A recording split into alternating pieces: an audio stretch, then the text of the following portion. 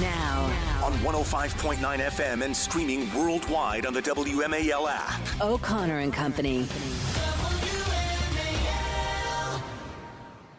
6:06 this Wednesday morning in your nation's capital. Thanks for tuning in here to O'Connor and Company. Coming up at 6:35, we'll speak with Cal Thomas. At 7:05, Susan Crabtree, Real Clear Politics on the developing Secret Service story. 7:35 brings us Charlie Gasparino of Fox Business on the economy. And then at 8:35, Tom Bevan, Real Clear Politics, on the latest 2024 news. No polls, of course, to tell you what Tim Walz does to make a difference in the election, but we certainly have plenty of polls to go over with regard to Kamala Harris versus Donald Trump. So that's all coming up. I'm Larry O'Connor alongside Julie Gunlock. Good morning. Julie.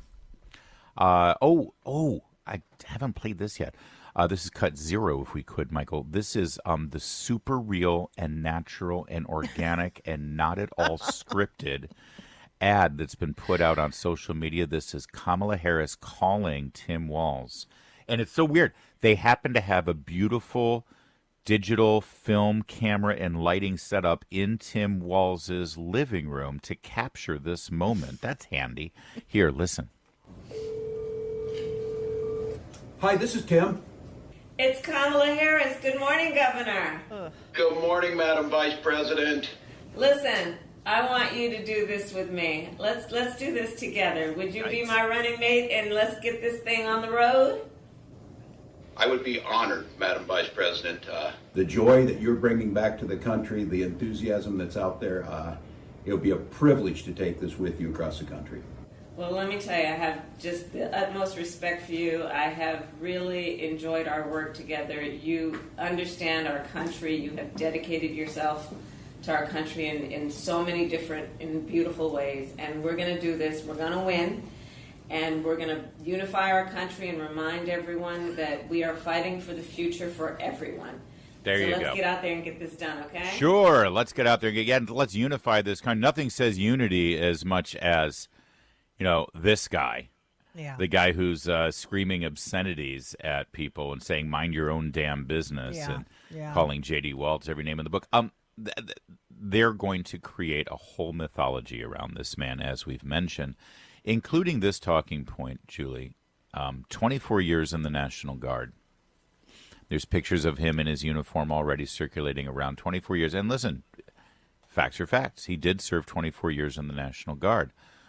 What's really interesting, though, and what's really starting to get attention is the fact that 24 is an interesting number, isn't it? Why not 25? Why don't you make it to that, the silver anniversary? Why get out at 24? And well, there's a reason for that.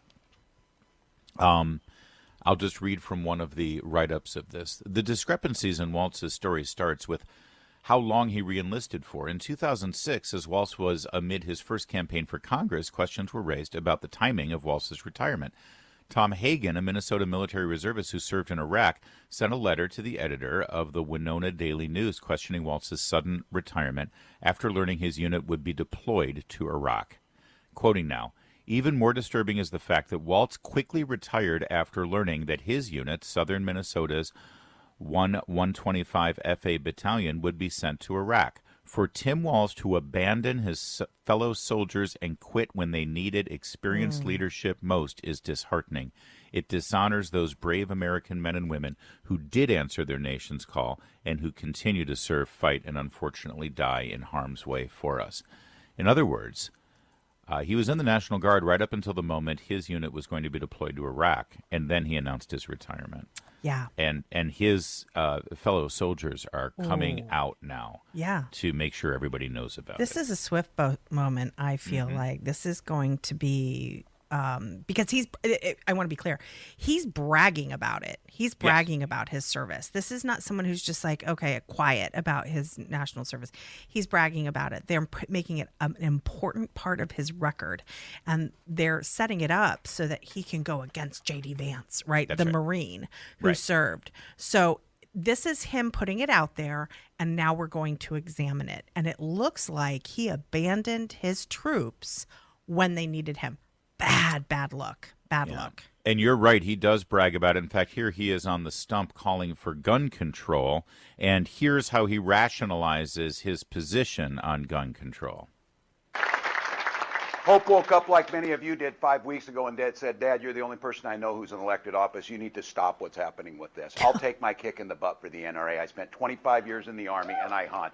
And I gave the money back, and I'll tell you what I have been doing. I've been voting for common sense legislation that protects the Second Amendment, but we can do background checks. We can do CDC research. We can make sure we don't have reciprocal carry among states, and we can make sure that those weapons of war that I carried in war is the only place where those weapons are at. The weapons that I carried in war. Yeah, exactly. See what he did there too? He said, I served for 20 years and I hunt. So that is designed to shut every objection down and people who object. Hey, I hunt and I don't want I'm a these soldier guns. and I hunt. That's right. And the also telling there was I gave the NRA money back. In other words, when he was running in a more moderate district in Minnesota and he was serving in Congress, he gladly took the NRA's money, and that's when everyone says, oh, he was a moderate, he was a centrist.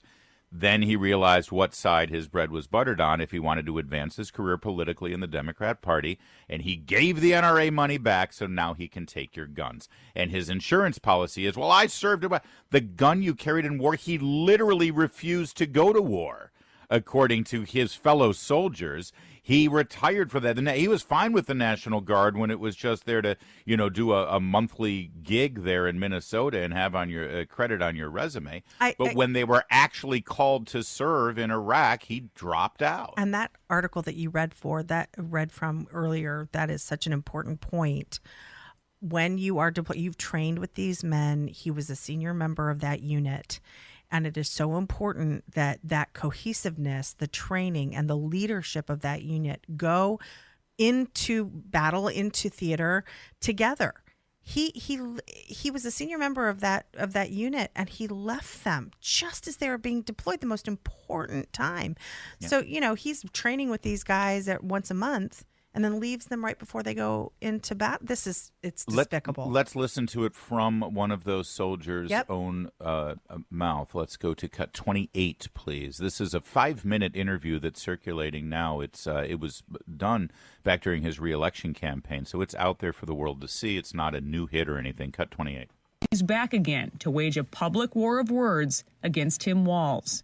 He abandoned us. What the hell kind of leader does that? He just... As soon as the shots were fired in Iraq, he turned and ran the other way and hung his hat up and quit.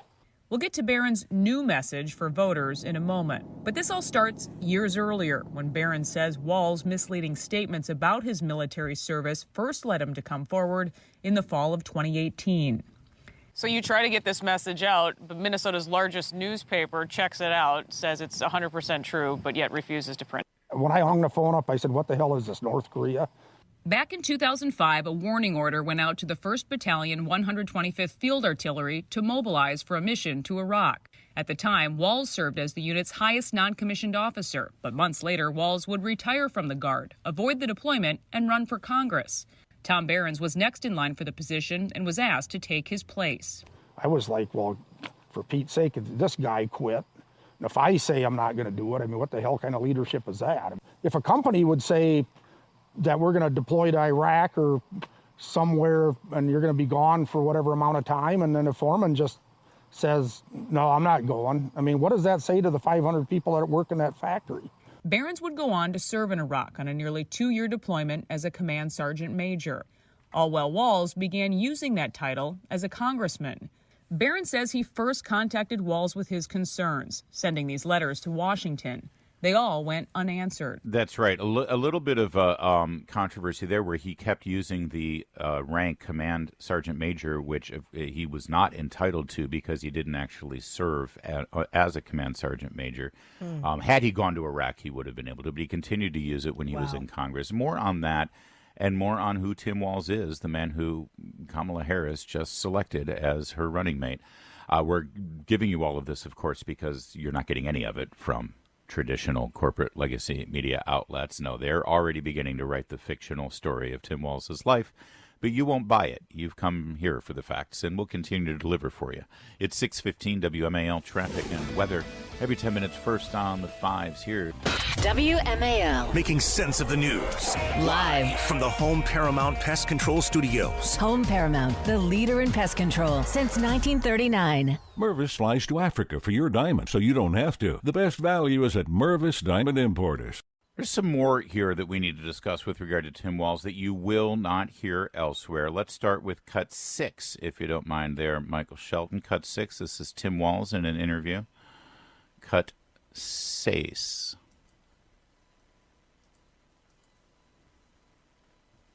That'd be Cut 6 whenever you're... I lived in China, and as I said, I've been there about 30 times, but if someone tells you they're an expert on China, they're probably not telling you the truth because it's a complex country. But it's critically important for us. I don't fall into the category that China necessarily needs to be an adversarial relationship.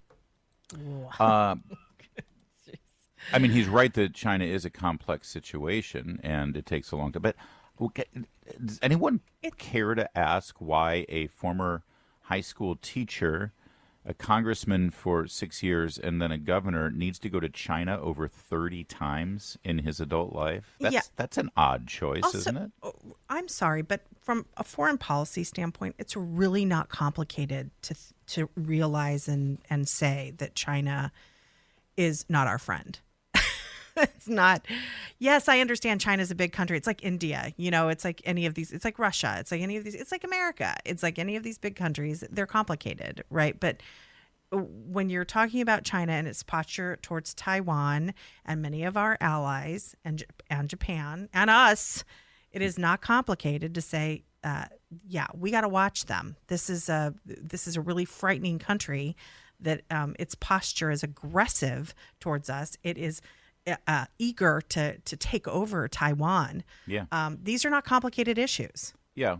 But can we get back to the fact that he went to China 30 times? Sorry, you're like, come on. Over 30 times? Yeah, No. Yeah. I mean, you're right about all of that. Got a little Bernie Sanders vacationing in Russia kind of vibe. Why in the hell is Joe everyday flannel shirt wearing, hunting, just your typical Midwestern old white dude going to China over 30 times in his adult life? Likes mushu pork. I mean, I don't know. They've got takeout in Minnesota. I mean, it's not that remote, okay?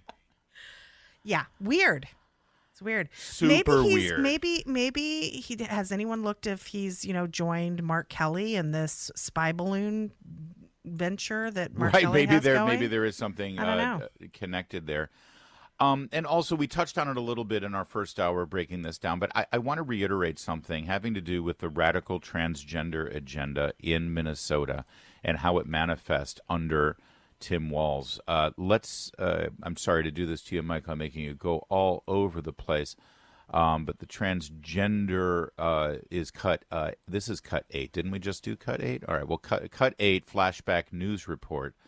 This is Tim Walz talking about, or the news report talking about his transgender policies. Listen. A huge crowd of lawmakers, advocates, and families, in this case, gathered in support of legal protections for people seeking gender-affirming care for themselves or their children. But the paper Governor Walz signed was an executive order. We'll make sure that Minnesota's placed as a welcoming, loving, neighborly state where you are welcome and will be free of persecution or anything else that we're trying to see in some other states. Yeah, so that is defining parents' rights to decide the medical and sexual future of their children as hate and as bullying and as pressure. That's what he's saying here. He created a situation in Minnesota where children can come there for sanctuary purposes. And also, at the same time, if you live in Minnesota and you're raising your child there and you don't go along with a teacher or a school administrator who says, oh, no, your child is not a boy anymore. Your child has to be a girl, and you have to call him Loretta, and you have to use female pronouns. If you don't go along with that, your child will be taken from your home, and the state will raise your child. But the most important thing about that, if you heard it, you had to listen carefully, it was an executive order. He did not bother to put this up to a vote of the people's representatives. He decided in a totalitarian way with the power that he had as governor, that he would just make that the law of the state of Minnesota without one single piece of legislation and without one vote being taken on the people's behest. That's who he is, and that's who the Democrats, they're all about democracy. That's who they are. We know what's best, and if we don't get the votes through the people, we're just going to do it ourselves with our power, and you can challenge it if you want. It is really important to understand that when Tim Walz did this by executive order, we had started to see a tide change in the sort of transing of children. People were starting to recognize it as truly the mutilating children. Yeah. The idea that we were nobody was denying that some children were having mental health issues. They were dealing with body dysphoria. They were, having real issues with anxiety and this. But the medicalization, the actual giving them puberty blockers, which has irreversible damage, that was starting to be more well known, and yet he pushed forward with this very radical position. Unilaterally, without votes. Yeah. And yes, England, Scandinavia, they banned this procedure. Right. Minnesota under Tim Walz, the centrist, the moderate, just the good old grandpa there. The hunter. He pushed it himself. Yes. And I got to thank Kamala Harris for clarifying the choice this November. 624.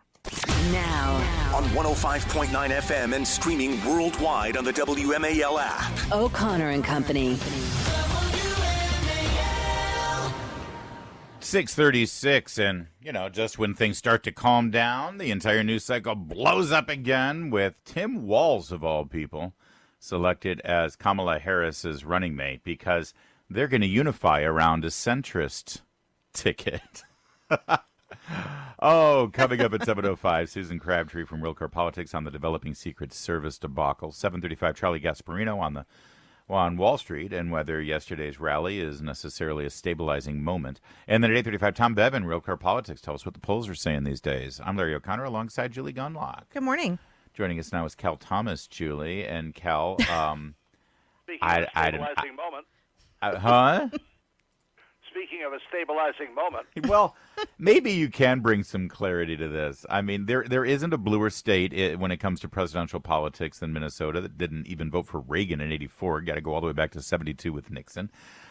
Tim Walz is Gavin Newsom politically, just with a more Midwestern down-home haircut. Yeah. What does this tell you about Kamala Harris and her strategy for this election? Well, the left always tries to hide what they really are, Larry, as you well know. I think it's very revealing when Walz got on this white dudes for Harris call and said one person's socialism is another person's neighborliness. Yeah. Now, if you're known by the company you keep, look at the first two people to endorse Walz, Bernie Sanders and AOC. What else needs to be said? Well, plenty. On social issues, two of my favorites, Walz supports allowing biological men to play in girls' sports in Minnesota. Let's see how that works with the Minnesota Twins and the NFL. Of course, they're private, I understand. But how about the bill he signed requiring tampons in boys' bathrooms? Now, and he's all for the gender reassignment surgery. My question is, girls who think they're boys, where are they going to get the parts? How'd you like to have that on your donor card? I'm going to just let that sit there, Cal, allow people to marinate in it. I want to go back to that statement because this is quintessential left-wing liberalism, this radical idea. One man's socialism is another man's neighborliness. We're just being neighborly, Cal. But, of course, every time a socialist tries to implement their policies, if you aren't in the mood to be as neighborly as they're demanding you are, there's always the end of a gun involved in implementing these neighborly policies. That's really what this is about. It's about him using the power of government, as he did unilaterally as governor, to force all that neighborliness on people. Right, and And Walz followed up on the typical Democrat line. We've heard this since Franklin Roosevelt, if people are old enough to remember, or you can read about it by Googling the monopoly known as Google. That those evil corporations, those wealthy, the 1%, those successful people, you know what they're really saying is they played by the rules. They worked hard. They got married before they had kids. They didn't steal drugs. They didn't mug people. They didn't go to jail. And they became role models for the business industry. Now we penalize the successful and we subsidize the non-successful and are shocked to find we're getting more non-successful. The taxes are so bad in Minnesota now that the state is among 10 where people are moving out to low-tax or no-tax states.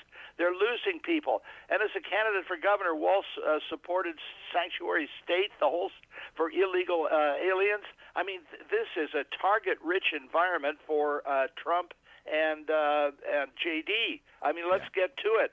But you got to convince a new generation. Now, younger people aren't as susceptible to this left-wing socialist stuff because a lot of them buy into it because of the universities they go to. So you've got to ask, how do you like the price of bread? How about the gasoline you're putting in your jalopy? I mean, you got to make it personal, and you've got to say, look, there were 3 people. I'll tell you, this is how bad it is. 3 people interviewed on Fox yesterday. One woman said she had to hold 3 jobs in order to make ends meet. Another guy said he had to take in a roommate in order to pay his rent. And somebody else said her situation was so dire that she can't even go out to dinner with her friends anymore.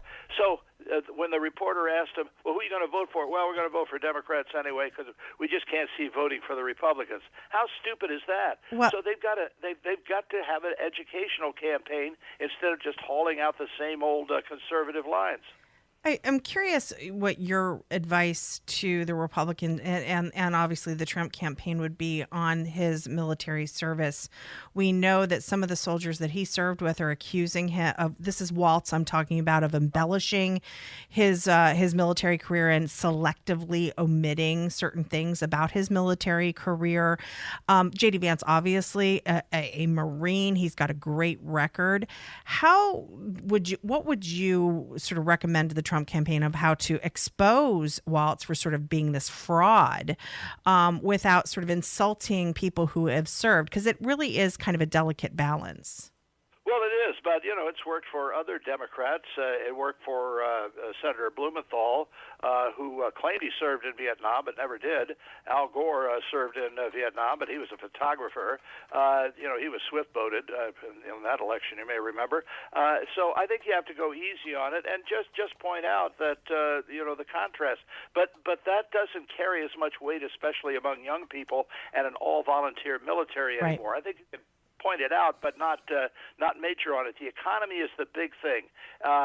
Even the fact that about a dozen, according to John Solomon's Just the News reporting this morning, about a dozen babies were born through abortion, born alive and allowed to die in Minnesota under his administration. That's significant, but it's not going to resonate with younger people. So we've got to stop thinking as we older people do and get down to the basics of what the younger people are talking about, and that is we can't afford the mortgage to buy a house. We can't afford the car that we wanted, so we have to settle for a cheaper one. My life in this year is not as good as it was 4 years ago. Now that's what resonates with people. Cal Thomas, syndicated columnist extraordinaire and man about town. Thanks for joining us, Cal. Thank you so much, guys. Weeknights with Mark Levin, 6 to 9 p.m. on News Talk 105.9 WMAL, making sense of the news. Now, we told you the story from last week that if you tried to Google search any information about the assassination attempt of Donald Trump, Google did not utilize its autocomplete feature to actually give you the information about Donald Trump. They would steer you toward Harry Truman or whoever else you didn't really look for, because who wants to get... Well, a Google executive actually has now admitted this. Wow. Finally. An attorney for Google's parent company has now admitted this. James Lynch writing it up at the National Review. You might want to check that out. They always admit it a week after the fact when conservatives point something out, and then they deny, and then a week later say, oh, yeah, that was true. Oh, yeah. Mm-hmm. But now there's this story. If you missed it on Monday, a federal judge has ruled in favor of Department Justice that Google has a monopoly on search and advertising markets. They violated U.S. antitrust laws, maintaining monopoly in those two markets. This is a major victory for not just DOJ, but for the American consumer, frankly. He rejected the claim that Google has a monopoly power in one specific part of the ads market, though. That's the only win that Google could get out of this. In general search services and general search text advertising, it is absolutely a monopoly. Now, what the remedy might be is still open. But this should be able to at least open up discussions about Google's power. The only thing that I'm skeptical of is that Google, this is a Justice Department that is owned part and parcel by big tech and by Google. So I am highly skeptical that anything might come of this. Ultimately, this has to do with freedom. This has to do with free flow of information. I feel bad for Google that they've created this monstrosity, but they've abused their power. They've abused their power for political purposes. And so if they're going to use their monopoly for evil, then they need to be broken apart with that monopoly. Yes, they do. But it is interesting when you bring up the fact that this serves the Democrat Party, this monopoly, and them using their power to further their political agenda, which is a leftist agenda. You just wonder if, there's going to be really any interest in doing that and breaking up Google and remedying this situation. I don't know. I mean, I know this is a Department of Justice, win, but I don't think much will happen. And again, until we get a new administration. It's 6:52.